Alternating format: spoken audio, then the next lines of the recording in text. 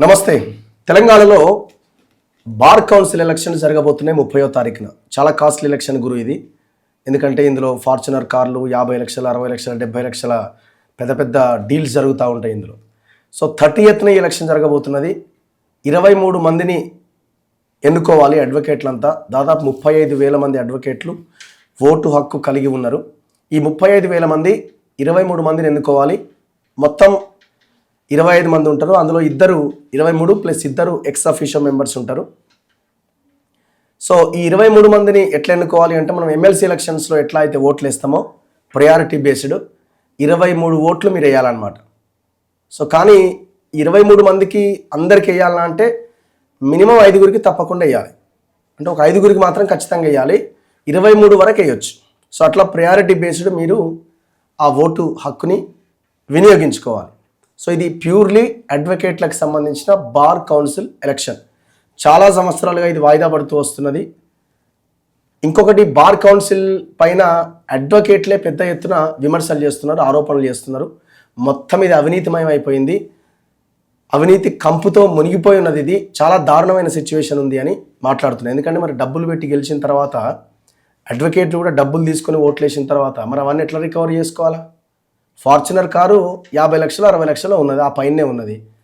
మరి ఒక Fortuner car 50-60 లక్షలు అయితే 23 మంది ఇంటూ 50-60 లక్షలు ఎంత? 5 కోట్లు దాటుతున్నది. మరి 5 కోట్లు రికవర్ చేసుకోవాలంటే ఏం చేయాలా?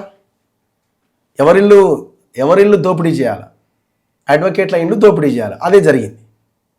ఇప్పుడు మేము ఇదైపోయింది అదైపోయిందని మనం లబోదిబో మొత్తుకుంటే ఏం ఉపయోగం లేదు.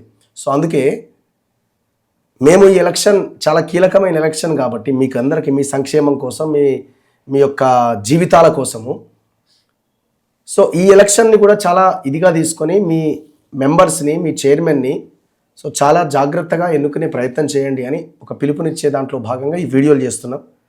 సో ఇది సెకండ్ ఇంటర్వ్యూ. బార్ కౌన్సిల్ ఎలక్షన్స్లో పోటీ చేస్తున్న అభ్యర్థి నా ముందు మామిడి రిషికేష్ రెడ్డి ఉన్నారు. డిస్కస్ చేద్దాం. నమస్తే బ్రదర్. యా, సో మీరు కంటెస్ట్ చేస్తున్నారు. అవునన్నా. ఎంత మీ సీరియల్ నెంబర్ ఎంత, ఎందుకు ఓటు వేయాలి మీకు అసలు? నా పేరు రిషికేష్ అన్న. ఓకే. నా సీరియల్ నెంబర్ వచ్చేసి, సీరియల్ నెంబర్ అడిగినారు కాబట్టి నేను అడుగుతాను అనుకోలేదు అసలు ఈ కాంటాక్ట్స్లో. బట్ సీరియల్ నెంబర్ వచ్చేసి 130. ఓకే. మొత్తం 203 మంది కంటెస్ట్ చేస్తున్నారు. 209 మంది నామినేషన్ వేస్తే అందులో 6 రిజెక్ట్ కూడా అయినాయి. అవి 6 రిజెక్ట్ అయినాయి. వాళ్ళని వివిధ కారణాల వల్ల వాళ్ళని డిస్క్వాలిఫై చేసినారు. ఇంకా కొంతమంది రిట్స్ వేసి ఇంకా ఓకే ఆ ప్రొసీజర్ కూడా ఇంకా లైవ్లో ఉంది.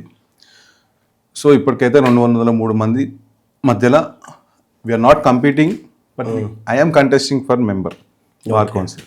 సో 130 మీ నెంబర్. 130. ఎన్నో పేపర్లు ఉంటుంది మీది? బుక్ అంతా 3 ఫీట్లు ఉంటుంది అన్న. 3 ఫీట్ల పేపర్ ఉంటుందా? 3 ఫీట్ల పేపర్ ఉంటుంది. అందులో ఏడు ఉంటుందో మీది? అది ఇంకా మాకు నమూనా చూపించాలి. అందరు చదువుకున్న వాళ్ళే కాబట్టి ఇక వాళ్ళకి ఈజీగా వాళ్ళు పేరు పక్కన ONE1 అని రాసుకునే పరిస్థితి. ఒకరు మీరు అన్నట్టు ఒకరు ఖచ్చితంగా 5 ఓట్లు వేయాలా, 23 ఓట్లు వేయొచ్చు. 23 preferences advocate can give. So ఎన్నోసారి మీరు పోటీ చేయడం? This is the first time నేను కంటెస్ట్ చేసేది. నా స్టాండింగ్ వచ్చేసి 14 సంవత్సరాలు. నేను యూనివర్సిటీ కాలేజ్ ఆఫ్ లా నుంచి పాస్ అవుట్ అయినా. దాని తర్వాత LLM కూడా యూనివర్సిటీలో చేసిన, MSW కూడా యూనివర్సిటీలో చేసిన. ఓకే. మీ నేపథ్యం ఏంటి? మూమెంట్స్ నుంచి ఏమైనా వచ్చారా? మేము తెలంగాణ ఉద్యమంలో మేము కూడా కీలకం. అప్పుడు 2012 మీకు మనందరికీ తెలుసు, తెలంగాణ ఉద్యమంలో మేము క్రియాశీలకంగా మేము కూడా పనిచేసినాము. సో మా యూనివర్సిటీ కాలేజ్ ఆఫ్ లా దాంట్లో భాగస్వామ్యంగా ఉండే. ఓయూవా? మేము OU. Okay. University Osmania law college. Okay. So ఆ నేపథ్యం నుంచి మేము బయటకు వచ్చినాము. ఉద్యమం తర్వాత 2012 నుంచి ప్రాక్టీస్ చేస్తున్నాము. సో మీరు అన్నట్టు మేము ప్రాక్టీస్ చేస్తున్న క్రమంలో 2012 నుంచి ఇప్పుడు 2026 దాకా ప్రాక్టీస్ చేస్తున్న క్రమంలో దేర్ ఆర్ మెనీ ఇన్సిడెంట్స్. నన్ను ఒక హ్యూమన్ బీయింగ్గా ఈ ప్రొఫెషన్ తీర్చిదిద్దింది. ఓకే. అసలు మాకు ఇన్ని ఆపర్చునిటీస్ ఉంటాయి అని తెలిసింది అని అంటే ఈ ప్రొఫెషన్ వల్ల. యాజ్ ఎ కాంటెంపరీ జనరేషన్, ఇప్పుడున్న జనరేషన్ ఒక న్యాయవాదిలాగా, ఒక యువకునిలాగా, ఈ profession is an humble and Nobel profession. ఈ ప్రొఫెషన్కి రావాలంటే దానికి ఎన్నో ఇబ్బందులు ఉన్నాయి. ఇప్పుడు నేను యూనివర్సిటీ నేపథ్యం, నా చుట్టుముట్టు నా మిత్రులే కానీ లేకుంటే అన్ని కమ్యూనిటీస్ నుంచి ఉంటారు. ఎస్సీ, ఎస్టీ, బీసీ, మైనార్టీస్ అందరు అన్ని కమ్యూనిటీస్ నుంచి, వివిధ జిల్లాల నుంచి, వివిధ దూర ప్రాంతాల నుంచి వస్తారు. అవును. ఒక చిన్న టెస్టిమనీ చెప్తా. నా మిత్రుడు ఖమ్మం జిల్లా, ఓకే. అతను ఒక ట్రైబల్. ఇక్కడ యూనివర్సిటీకి వచ్చి న్యాయ విద్య చేయాలని ఇక్కడికి రావాలంటే వాళ్ళమ్మ 3,000 రూపాయలు ఇంట్రెస్ట్ ఇచ్చి పంపించింది. నాన్న లేదు, వాళ్ళ నాన్న 10th క్లాస్ ఉన్నప్పుడు నా మిత్రుడే 10th క్లాస్ ఉన్నప్పుడు చనిపోతే ఈ 17 ఇయర్స్కి ఇంటర్ అయిపోగానే మేము అందరము 17 ఇయర్స్కి హైదరాబాద్ అంటే తెలియదు. ఉండేది సత్తుపల్లి దగ్గర. సత్తుపల్లి నుంచి హైదరాబాద్కి ఫస్ట్ టైం బస్ ఎక్కడమే ఫస్ట్ టైం. జిల్లా దాటి రావడం, మళ్ళీ ఇక్కడ వచ్చి ఇక్కడ ఇచ్చిపెట్టే పరిస్థితి లేదు. అక్కడి నుంచి 5 సంవత్సరాలు న్యాయ విద్య చేసుకొని లా పాస్ అయినాక ఎన్రోల్మెంట్ అనేది పెద్ద ప్రక్రియ. ఏది మన దీంట్లో ఇప్పుడు అయిపోయింది. 5 సంవత్సరాలు 10 సంవత్సరాలు రాసిన చదువు అయిపోయింది. ఇది అయిపోయింది. దీనికి ఇక మాకు ఈ ప్రొఫెషన్కి సంబంధం లేదు.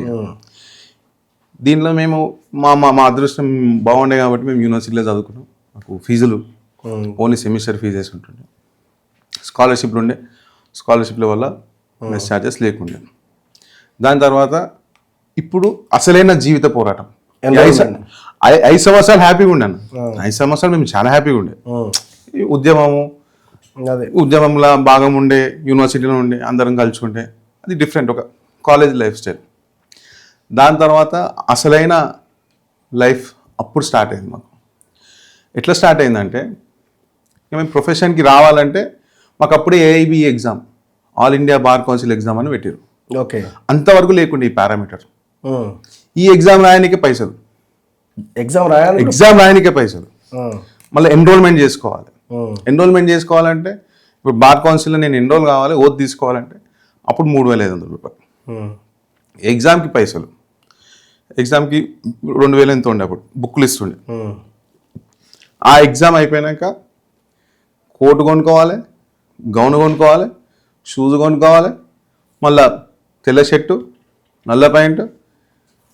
సీనియర్ ఎవరో ఒకరి దగ్గర మనకేం మాకు చెప్పేటోళ్ళు ఎవరు? ప్రాక్టికల్ నాలెడ్జ్ లేదు కదా మాకు లేదు. మళ్ళీ సీనియర్ ఎత్తుక్కోవాలి. ఇక్కడ రన్నింగ్ రేస్ స్టార్ట్, సీనియర్ దగ్గర అసిస్టెంట్ కింద మీరు జాయిన్ అవ్వాలి. ఇక్కడ మా రన్నింగ్ రేస్ స్టార్ట్ అవుతుంది. నాకు ఎట్లాంటి సీనియర్ దొరుకుతుందో నాకు తెలియదు. అవును. ఆ సీనియర్ నాకు పని ఇస్తాడో లేదో తెలియదు.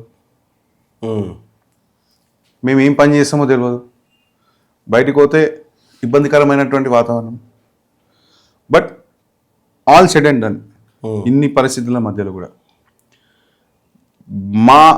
ఈ ప్రొఫెషన్ టెస్ట్ చేస్తుంది. ఒక వ్యక్తిని చాలా టెస్ట్ చేస్తుంది. ఓపిక ఉండాలి, పేషెన్స్ ఉండాలి, స్లాగింగ్ ఉంటుంది. నీకు కేసులు రావు. ఫోన్ చేస్తారు, ఎవరో ఫోన్ చేసి ఈ ఒపీనియన్ ఇయ్య అంటాడు. వాడు మళ్ళీ వస్తారో ఆడ తెలియదు, డబ్బులు ఇస్తారో ఇయ్యారో తెలియదు. డైలీ ఒక డిఫరెంట్ ఎవెన్యూస్ చూస్తాం. అంటే రోజు ఎట్లాంటి పరిస్థితి ఉంటుందో తెలియదు. అదే ఇప్పుడు నేను 14 సంవత్సరాల నుంచి ప్రాక్టీస్ చేస్తున్నాను. నాకు ఫోన్లు వచ్చేటివన్నీ పంచాయతీ ఫోన్లే. మామూలు ఫోన్లు రావు. మామూలుగా తిన్నావా పండుకున్నావా అనే ఫోన్లు రావు. అన్నకి ఈ పంచాయతీ ఉన్నది, ఇది ఉన్నది, ఈ కేసు ఇది, ఈరోజు ఈ కేసు ఉంది కదా, దీనికి పోతున్నామా లేదా. ఇవి మా డైలీ లైఫ్ స్టైల్. బయట అడ్వకేట్ అంతా బాగానే ఉంటుంది. లోన్లు ఇచ్చేటోడు లోన్లు ఇయ్యాడు. లోన్లు ఇవ్వాలన్నా కూడా అడ్వకేట్ అంటే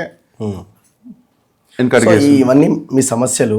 మీరు ఎందుకు పోటీ చేయాలి? ఇవే సమస్యలు అన్నా, ఇదే సమస్య. సమస్యల నుంచి నేను అదే చెప్తున్నా, అక్కడికి వస్తున్నా. బార్ కౌన్సిల్ గట్టెక్కిస్తుందా ఈ సమస్యల నుంచి? ఎందుకు అంటే ఇవి బేసిక్ సమస్యలు, మా ఇంటిగ్రిటీ సమస్యలు. ఇవి ఈ ఇంటిగ్రిటీ సమస్యలు తీర్చుకోవాలంటే ఈ కొత్తగా వచ్చే న్యాయవాదులకి ఆపర్చునిటీ కావాలి. ఆపర్చునిటీ ఇస్తే వీళ్ళు, ఇప్పుడు నేను ఉన్నాను, నా దగ్గరికి ఒకరు జూనియర్ రావాలంటే నాకు ఒక ఫోరం ఉండాలి. ఇప్పుడు సపోజ్ నేను ఇంటలెక్చువల్ ప్రాపర్టీ రైట్స్ చేస్తా. సపోజ్ నేను ఇంటలెక్చువల్ ప్రాపర్టీ రైట్స్లో అశోక్ రామ్ కుమార్ సార్ అని ఉంటాడు. అశోక్ రామ్ కుమార్ సార్తో పాటు ఒక ఫోరం ఉంటుంది, ఐపీ ఫోరం ఉంటుంది. ఓకే. అట్లాంటి ఫోరమ్స్ క్రియేట్ చేయాలి. లేదు, వాస్తవానికి ఇప్పుడున్న పరిస్థితి లేదు. ఓన్లీ ఆర్బిట్రేషన్కి మట్టుకే ఉంది తప్పించి వేరే ఇంటలెక్చువల్ ప్రాపర్టీ రైట్స్కో, లేకుంటే సైబర్ సెక్యూరిటీస్కో, లేకుంటే సైబర్ లాకో, లేకుంటే there are many scopes. Okay. ఇప్పుడు డాక్టర్ ప్రొఫెషన్లో ఇప్పుడు గైనకాలజిస్ట్ దగ్గర ఉంటారు, ఆంకాలజిస్ట్ ఉంటాడు, పల్మనాలజిస్ట్ ఉంటాడు, నెఫ్రాలజిస్ట్ ఉంటాడు. Different categories. నువ్వు పోతావు, ఒక ఫోరం ఉంటే నీకు కనిపిస్తుంది పోతావు. ఇలా మాకు బార్ కౌన్సిల్ ఏమని చెప్తుందంటే, అడ్వకేట్ యాక్ట్ ఏం చెప్తుందంటే, you can't promote your self. Okay. నువ్వు అడ్వర్టైజ్ చేసుకోవద్దు నీ గురించి, నువ్వు ఎక్కడ బ్యానర్లు పెట్టొద్దు. మరి మాకు ఎట్లా వస్తాయి? ఆపర్చునిటీ క్రియేట్ చేయాలి కదా, ఫోరమ్స్ క్రియేట్ చేయాలి కదా. ఇదొకటి. సెకండ్, ఇప్పుడు మాకు సిఓపి అని పెట్టిరు అన్న, సర్టిఫికేట్ ఆఫ్ ప్రాక్టీస్ అని పెట్టిరు. సర్టిఫికేట్ ఆఫ్ ప్రాక్టీస్, సిఓపి అని పెట్టిరు. 5 సంవత్సరాలకి నువ్వు ఒక క్వాంటమ్ ఆఫ్ కేసెస్ చేసి నువ్వు అది ఇస్తే దే అగైన్ మీరు మళ్ళీ సర్టిఫికేట్ రెన్యువల్ చేస్తారు, అర్హత.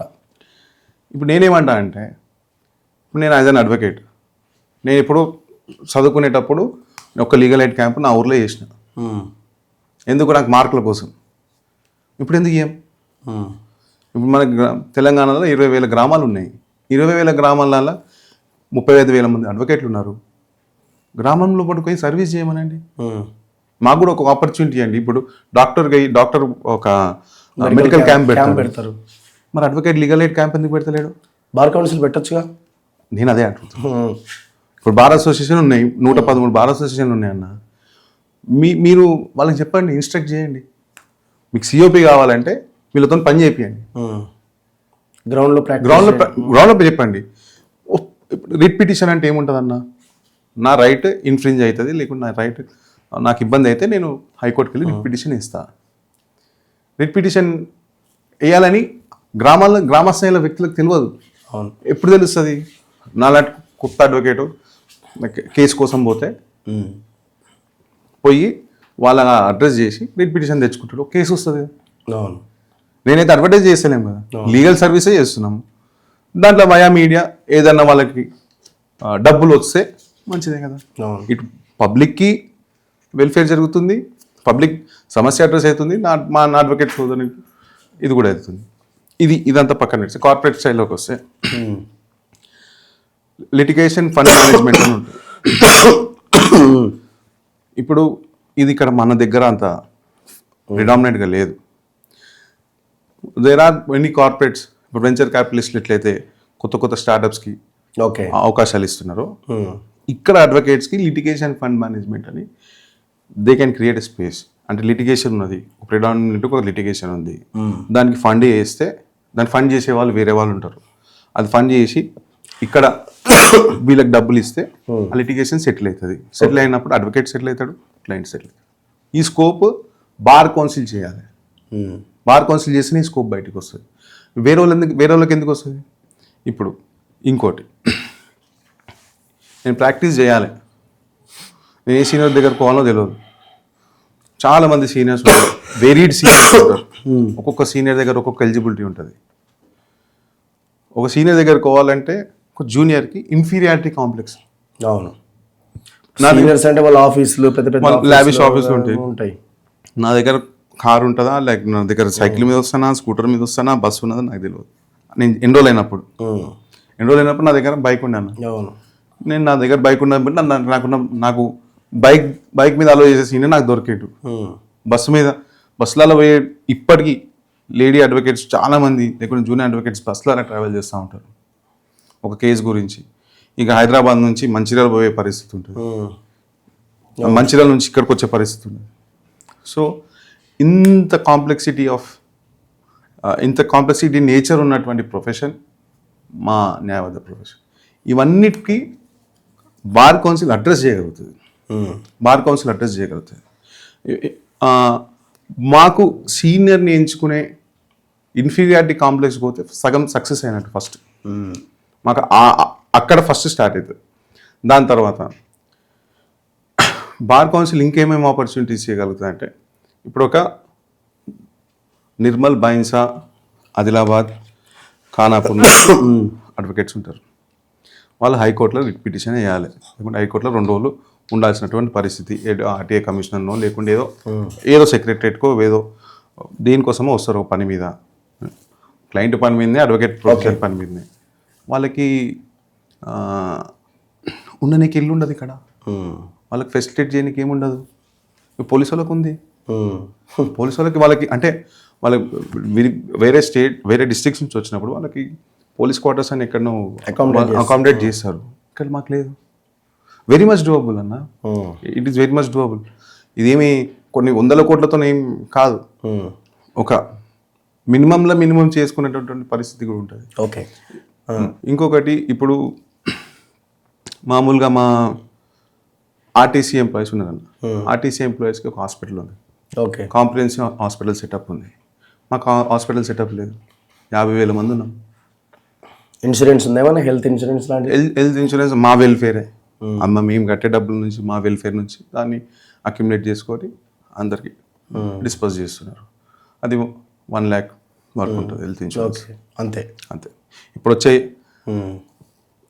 అపార్ట్ ఫ్రమ్ వెల్ఫేర్ బయట ఉన్న ఆపర్చునిటీ స్కోప్స్ని ఎక్స్ప్లోర్ చేయడం కూడా బార్ కౌన్సిల్ యొక్క బాధ్యత అని మేము వస్తాం. ఇప్పుడు బార్ కౌన్సిల్ ఎందుకు సరిగ్గా పని చేయలేదు ఇంతకాలం అంటే ఏం చెప్తారు? నిర్లక్ష్యం ఎవరిది? నిర్లక్ష్యం అంటే అన్న, ఇప్పుడు నేను నిర్లక్ష్యమా, కరప్షనా? మన ఒక అడ్వకేట్ వచ్చారు నా దగ్గరికి, సేమ్ ఆయన కూడా శంకర్ గారు, తెలుసు. సో నేను చాలా ప్రెస్ మీట్లు పెట్టినాను, మొత్తం పెద్ద స్కామ్ అవినీతి అని ఆయన చెప్తున్నారు. అవును సార్.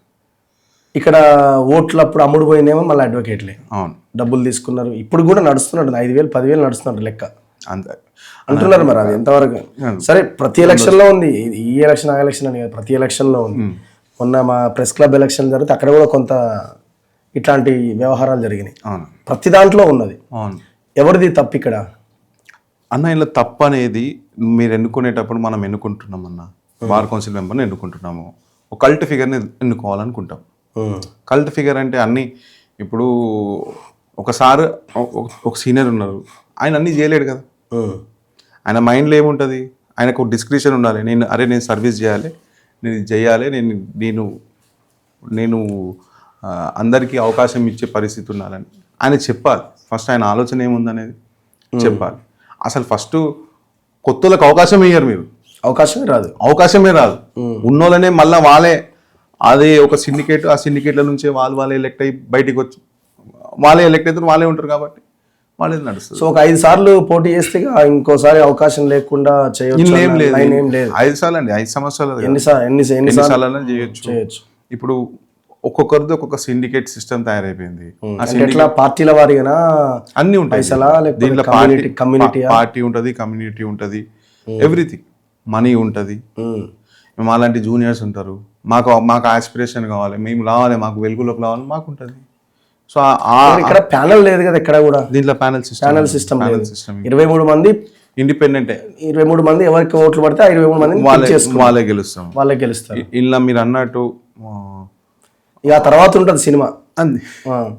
అది 23 మందిలో ఒకరు చైర్మన్ అవుతారు, వైస్ చైర్మన్, నేషనల్ మెంబర్. ఈ ముగ్గురిని ఎలెక్ట్ చేసుకునే రెస్పాన్సిబిలిటీ ఆ 23 మందిది, 25 మంది. సో మీరు అన్నట్టు ఎలక్షన్ అంటే అన్నీ వస్తాయి, అన్ని హంగులు ఉంటాయి, ఆర్భాటాలు ఉంటాయి, అన్నీ ఉంటాయి. ఇప్పుడున్న వ్యవస్థల, ఇప్పుడున్న కరెంట్ కాంటెంపరీ ఇప్పుడున్న ఎలక్షన్ మోడ్లో మా దగ్గరికి అయితే పర్సనల్గా వచ్చి అడిగేటోళ్ళు ఉంటారు. ఎందుకంటే మాకే లేవు, మేము అవతలానికి ఏమి ఇచ్చి కొనేటువంటి పరిస్థితి. అట్లాంటి మీరు అనే సిచ్యువేషన్ కూడా very rarest of the rare cases.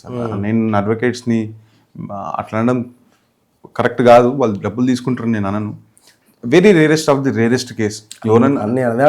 Very rarest of the అమ్ముడు పోతున్నారు నేను అనను, ఆ మాటకి నేను ఒప్పుకోను. అలవాటు చేసిరేమో. ఇప్పుడు 100 ఒక 3-4 ఉంటారేమో దీంట్లో. మిగిలిన వాళ్ళు అయితే అంత ఈజీగా ఉండదు. ఇప్పుడు నేను మామూలుగా నా పార్ట్ ఆఫ్ క్యాన్వాసింగ్ మీకు చెప్తాను. మొత్తం స్టేట్ అంతా నేను తిరిగినాను, అన్ని బార్ అసోసియేషన్ తిరిగిన.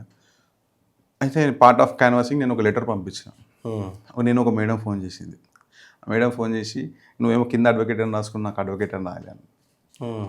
సో వాళ్ళు డబ్బులు ఎంత తీసుకుంటారన్నా? సో ఈ అంటే ఇది జస్ట్ ఒక ప్రాపగండా క్రియేట్ చేస్తారు. ఒక సీనియర్ ఉన్నారు అనుకోండి, ఎవరైనా కంటెస్ట్ చేస్తాను, ఈ డబ్బులు అయితే అని చెప్తారు ముందే. అని కొత్త రావాలంటే భయపడిపోవాలి. కానీ రీచ్ అవుతే రిజల్ట్ ఉంటుంది. రీచ్ చాలా మందిని రీచ్ అవ్వాలి. రీచ్ అయితే రిజల్ట్ ఉంటుంది. ఆ 35,000లో మెజారిటీ ఫస్ట్ వీళ్ళు బ్లాక్ చేసేది ఇక్కడ. రీచ్ కానివ్వరు, ఫస్ట్ రానియరు, అవకాశం చూపియరు. అదొక పెద్ద బూచిలాగా. పోటీ చేయాలంటే ఎంత nomination fee? 1,25,000. 1,25,000. 1,25,000. And it is not refundable. ఇవ్వరా? రిఫండ్ కూడా ఇవ్వరు. అరే డిపాజిట్ వస్తే రిఫండ్ చేయాలి కదా. ఇది మామూలుగా ఎమ్మెల్యే ఎలక్షన్లకి 25,000 30,000 ఉంటుంది. రిఫండ్ చేయకపోవడం ఏంటి? వాళ్ళ ఉన్న నామ్స్ 200 ఇంటూ 1,25,000 అంతే వాళ్ళ అకౌంట్లకే. 4 కోట్లే వచ్చాయి. 4 crores ఓన్లీ నామినేషన్. సో కాదండి, ఇప్పుడు జనరల్గా ఒక విలేజ్ బ్యాక్గ్రౌండ్ నుంచి వచ్చిన ఒక చిన్న అడ్వకేట్ ఆర్ మంచి ప్రజలకు ఏదో చేయాలి, నాకు ఇది ఉంటే చాలని, నేను ఏదో బార్ కౌన్సిల్ మెంబర్ కావాలని పోటీ చేయాలి, నేను చెప్పేది అదే కదా. 1,25,000 ఏ నుంచి తేవాలా? మా దగ్గర 3,000 లేవన్నా ఇక్కడ చదువుకోనికి. మీరు 1,25,000 ఏ నుంచి వస్తుంది? మమ్మల్ని కూడా మేమేదో మాకు ఆ జీలు ఉంది, అది అట్లీస్ట్ మేము నామినేషన్లు కట్టుకొని మేము కొంచెం ఏదో చేసుకోగలుగుతాం కాబట్టి మేము చేసుకుంటున్నాం. మాకున్న మా ఫ్రెండ్స్ యూనివర్సిటీ అది తలా ఒకటి చేస్తే వీడి దాకా వచ్చింది. నాకు తెలిసి ఆ ఫీజు చూసే నాకు దరిదాపులోకి రారేమో. వచ్చారు కదా 200-300 మంది. 35,000 200-300 మంది వచ్చారు అంతే. ఈ రూల్స్ అండ్ రెగ్యులేషన్స్ ఎవరు డిజైన్ చేసేది అంతా? అంతే. ఎవరు అనేది ఎవరికి తెలియదు. ఎందుకంటే జనరల్ గా చట్టం ప్రకారంగా ఎవరు డిజైన్ చేస్తారు? ఇది వాళ్ళే డిస్క్రిప్షన్ అన్న. అంతే. బార్ కౌన్సిల్ డిస్క్రిప్షనే. ఇప్పుడు 3 లక్షలు ఫీజు చేయాలన్నా వాళ్ళదేనా? అంతా వాళ్ళది. వాళ్ళు ఒక దగ్గర కూర్చుంటారు, వాళ్ళు డిసైడ్ చేస్తారు. ఆ రోజు డిసైడ్ చేసి సంతకం పెట్టేస్తారు కదా. ఇంత 35,000 మంది అడ్వకేట్లు తిరగబడాలి కదా. ఎందుకు క్వశ్చన్ చేస్తారన్న? మేము ఊకే క్వశ్చన్ చేయాలన్నా? ఊకే మేమే క్వశ్చన్ చేయాలన్నా? అంటారు రెబల్ ఉండాలని అంటారు. ఊకే రెబల్ ఉంటే ఏమొస్తుంది? కేసులు రావు. నీతో పంచాయతీ నాకేంది?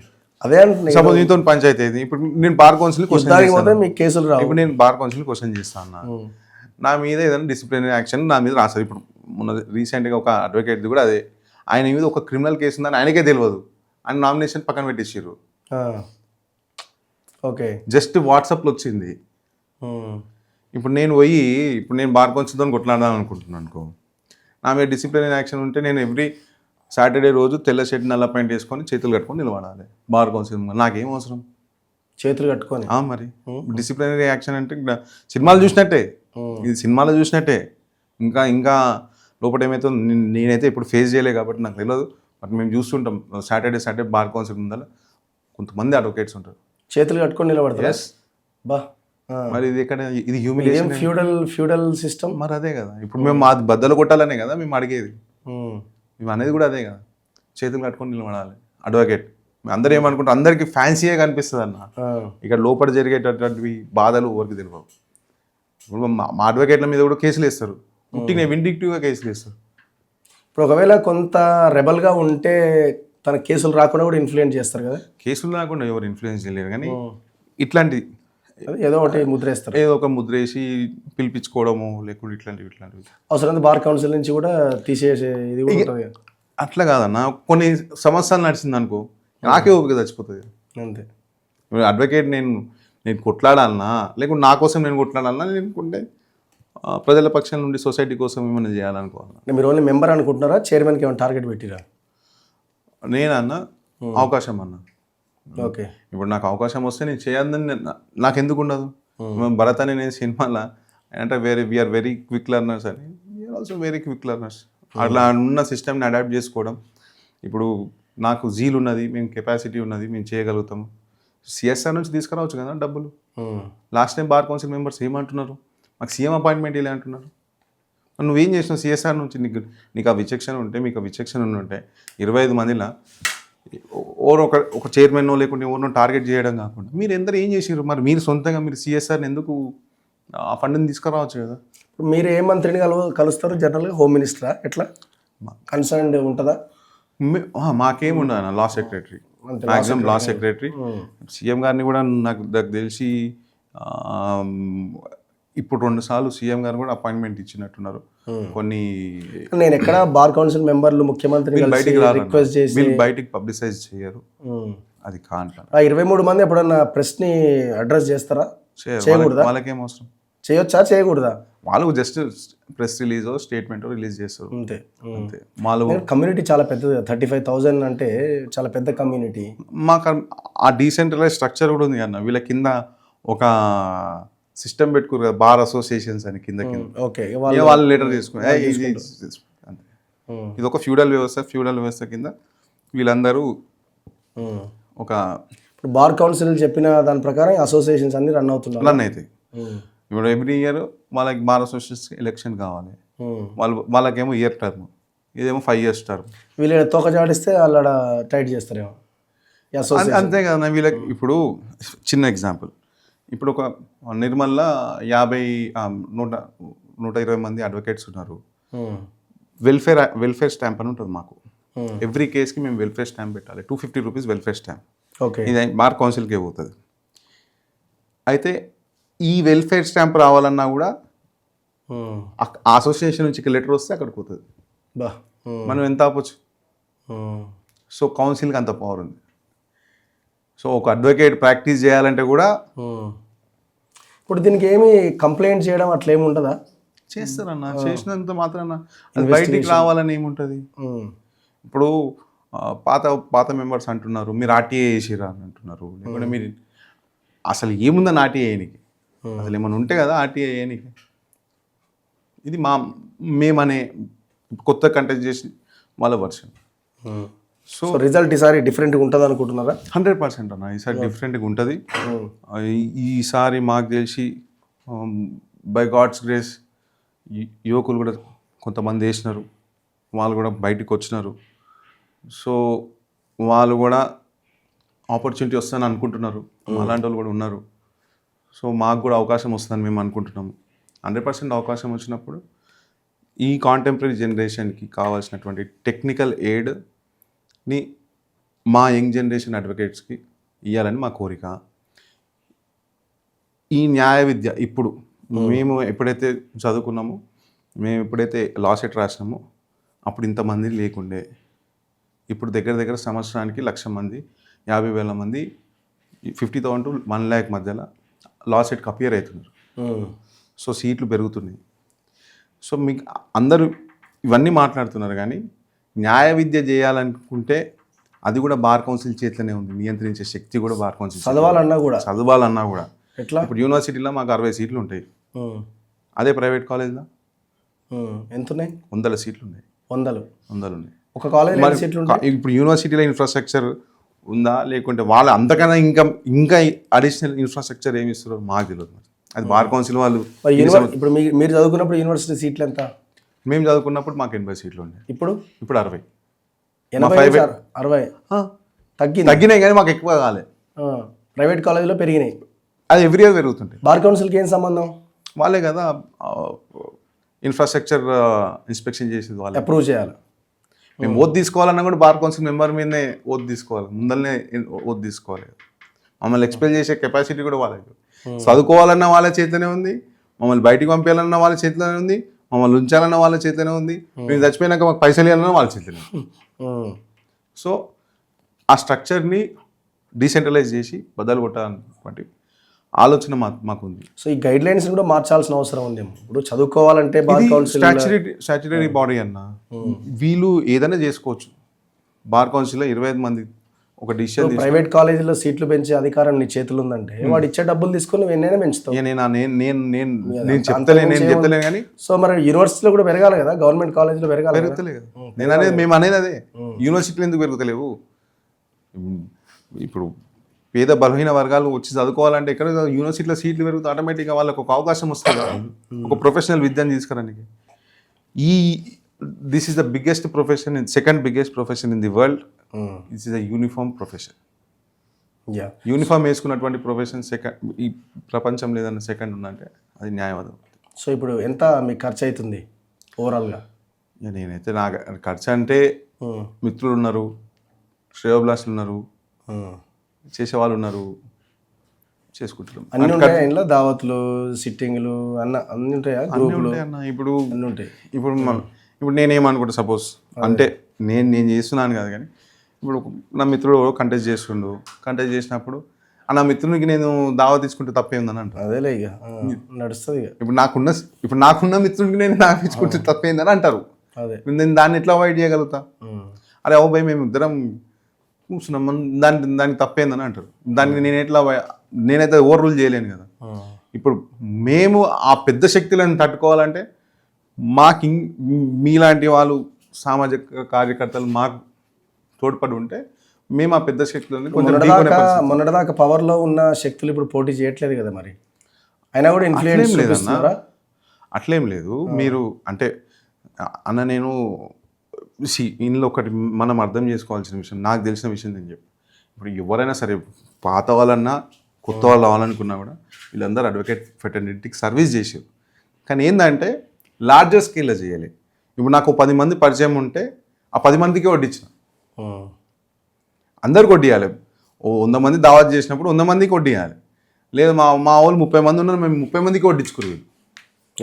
అది మేము చూపించే మేము ఆ డిఫరెన్స్ని క్లియర్ చేయాలని మా ఆలోచన. ఏం చెప్తారు చివరిగా మీ అడ్వకేట్లకి? మీకు ఓటు వేయాలి అనుకుంటున్నా, మీరు రిక్వెస్ట్ చేస్తున్న వాళ్ళకి ఏం చెప్తుంటారు? ఏం లేదన్నా, ఈరోజు మా కులం న్యాయకులం, యువకులం అందరికి ఒకటే అపీల్. ఈరోజు ట్రాన్స్పరెంట్ బార్ కౌన్సిల్ కావాలంటే యువకులు ఉండాలా. మాకు ఆలోచన ఉన్నది, పనిచేసే ఆలోచన ఉన్నది. ఈరోజు మార్పు తీసుకురావాల్సిన ఆలోచన ఉన్నది. ఈరోజు కొత్త వాళ్ళకు ఆపర్చునిటీ ఇవ్వాలి అన్నటువంటి ఆలోచన ఉన్నది. ఒక స్కిల్ డెవలప్మెంట్ సెంటర్ తీసుకురావాలి, డే టు డే అప్గ్రేడేషన్ చేసేటటువంటి పరిస్థితి ఉండేటటువంటి ఇన్స్టిట్యూట్ పెట్టాలని ఉన్నది. మాకు ఈరోజు 25 మంది బార్ కౌన్సిల్లో అయితే ఎవ్రీ బార్ అసోసియేషన్కి పోర్ట్ఫోలియోస్ అపాయింట్ చేసుకొని 3 నెలలకు ఒకసారి రివ్యూ చేసుకొని అక్కడ ఉన్నటువంటి సెట్ బ్యాక్స్ ఏమున్నాయో వాళ్ళని ఇమీడియట్గా 3 మంత్స్కి సెట్ చేసుకునేటటువంటి పరిస్థితి ఉండాలి. అక్కడ ఏదైతే గ్రే ఏరియా ఉందో, ఏదైతే వేకెన్సీస్ ఉన్నాయో ఫిలప్ చేసేటటువంటి పరిస్థితిని క్రియేట్ చేయాలని మా అపీల్. ఇది బార్ కౌన్సిల్కి అవకాశం ఉంది. సో మాకు కూడా అవకాశం ఇస్తే 100% మేము బయటపడతాం. 100% న్యాయవాది మా సోదరులకి చేదోడు వాదోడు ఉంటాం. ఎనీవే థ్యాంక్ యూ అన్న, thank you very much. So ఈ 35,000 మంది అడ్వకేట్లు అందరూ ఓటేయండి, మంచి వాళ్ళని ఎన్నుకునే ప్రయత్నం చేయండి. మీ బార్ కౌన్సిల్ ద్వారా మీ వెల్ఫేర్ కోసం, మీ హక్కుల కోసం, అవసరమైతే బార్ కౌన్సిల్ని నిలదీసే అడిగే అవకాశం ఉన్న వాళ్ళని గెలిపించుకునే ప్రయత్నం చేయండి. అమ్ముడు పోకండి. చూస్తూనే ఉండండి మన తొలి వెలుగు.